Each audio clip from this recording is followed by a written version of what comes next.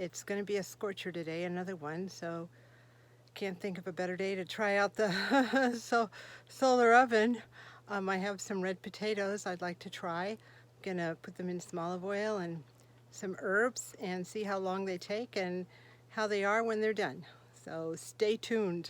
Since it's recommended to use black appliances in the solar oven, I'm going to be using this small frying pan. I'm just making potatoes for Eddie and myself, so I don't need a huge Dutch oven, but I also need a lid for this. So I have another cast iron pan, which is about the same size, so I'm simply going to be covering it like that.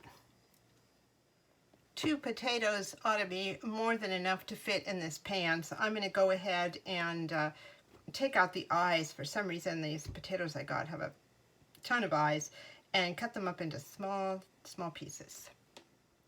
All right, I've cut my potatoes into really tiny pieces. I want to give them every opportunity to cook well and cook quickly, and the smaller they are, the faster that'll happen. All right, I'm going to start by pouring some olive oil into the frying pan itself. I'm going to cover the bottom of it, about 1/8 of an inch or so. Cover it plus a little more. I'm going to add some, you can add whatever you want, but I have some minced garlic. I'm going to put a couple sprinkles like that. It's maybe a 1/4 teaspoon. I don't know. I never measure. It's up to you. And I'm also going to put some dill in there. I sometimes use rosemary. I usually use rosemary, but I've started using dill in potatoes, and it's just really good. So about the same amount of dill. You can always add more. I'm going to mix it all up. And I'm going to put my potatoes in there and start coating them. Put them in a little bit at a time. All right, they're all in there. Everything's been coated. If any of the chunks weren't completely cut apart, I went ahead and did that, and we're good to go.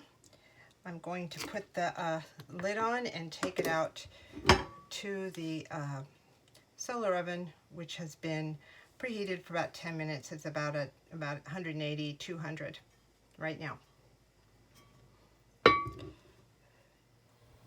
Well, it's about 12:05. I just put it in the solar oven here, all zipped up to get maximum heat. I'm also infusing some rosemary oil. I usually do that in the crock pot, but I thought, why bother? I have the power of the sun. So we'll see how long this takes. It's supposed to be in the hundreds today, and hopefully this will cook up relatively quickly.